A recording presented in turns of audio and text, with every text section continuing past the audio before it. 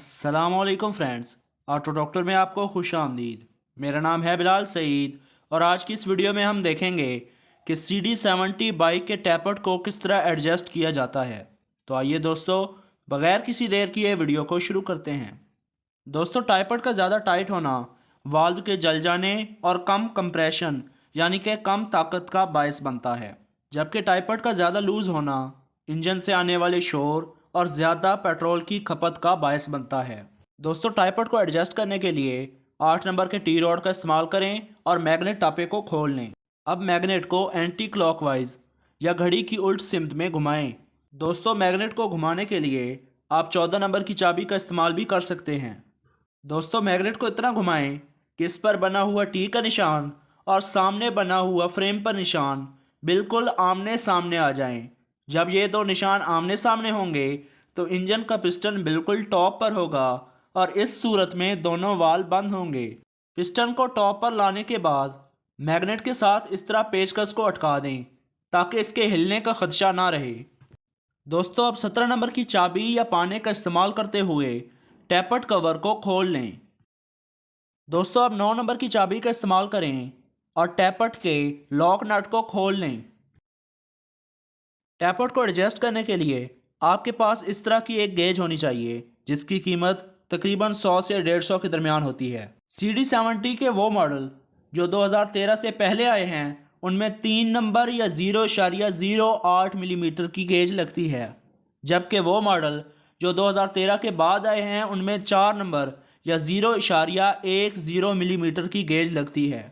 क्योंकि मेरे पास old model है इसलिए मैं 0.08 मिलीमीटर की गेज लगाऊंगा। दोस्तों, इस गेज को एडजस्ट और वाल के दरमियान मुनासिब सख्ती के साथ हरकत करनी चाहिए। आगे चलकर मैं ये भी बताऊंगा कि इसमें कितनी सख्ती होनी चाहिए। फ़िलहाल मैं इसे इतना एडजस्ट करता हूँ जो इसके लिए मुनासिब है। दोस्तों, इस औज़ार को टैपर्ड की के नाम से जाना जाता है।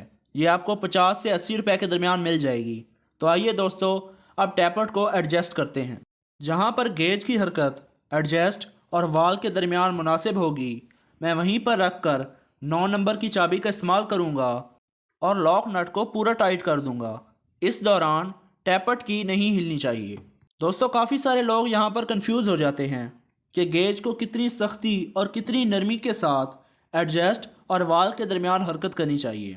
तो उसका आसान हल ये है कि आप जिस गेज के साथ टैपर्ड को एडजस्ट कर रहे हैं उससे 1 नंबर बड़ी गेज, यानी कि अगर मैं 3 नंबर गेज इस्तेमाल कर रहा हूँ तो अब मैं 4 नंबर गेज को टैपर्ड के दरमियान दाखिल करूँगा।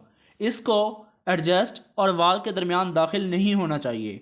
अगर ये दाखिल हो जाती है तो इसका मतलब यह है कि टैपर्ड लूज़ है, और अगर 3 नंबर गेज इसमें दाखिल ना हो तो इसका मतलब यह है कि टैपर्ड ज़्यादा टाइट है। यही काम आपने न्यू मॉडल के साथ भी करना है। उसमें 4 नंबर गेज आसानी से दाखिल होनी चाहिए और 5 नंबर गेज उसमें दाखिल नहीं होनी चाहिए। इसी से आपको अंदाज़ा हो जाएगा कि आपने कितना एडजस्ट करना है।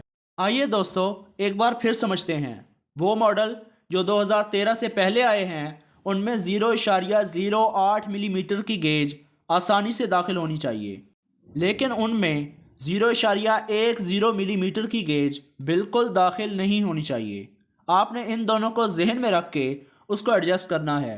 बिल्कुल वैसे ही न्यू मॉडल में 0.10 मिलीमीटर की गेज आसानी से दाखिल होनी चाहिए और 0.18 मिलीमीटर की गेज दाखिल नहीं होनी चाहिए। दोस्तों, इस दौरान एक बात को जहन में रखें कि टैपर्ड को एडजस्ट करते वक्त बाइक का मैग्नेट टॉप पर होना चाहिए।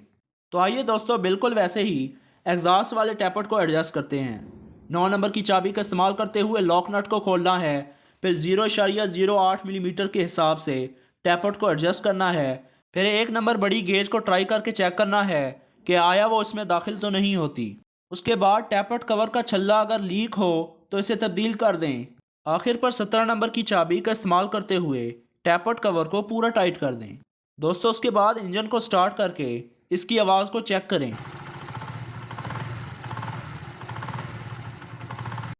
उम्मीद है आपको वीडियो पसंद आई होगी। अगर आपको वीडियो अच्छी लगी तो वीडियो को लाइक करें, चैनल को सब्सक्राइब करें और बेल के आइकन को दबाएं ताकि आने वाली हर वीडियो की नोटिफिकेशन आपको मिलती रहे। आज की वीडियो इतनी ही थी। अपना ढेर सारा ख्याल रखें। दुआओं में याद रखिएगा। Thank you. अल्लाह हाफिज़।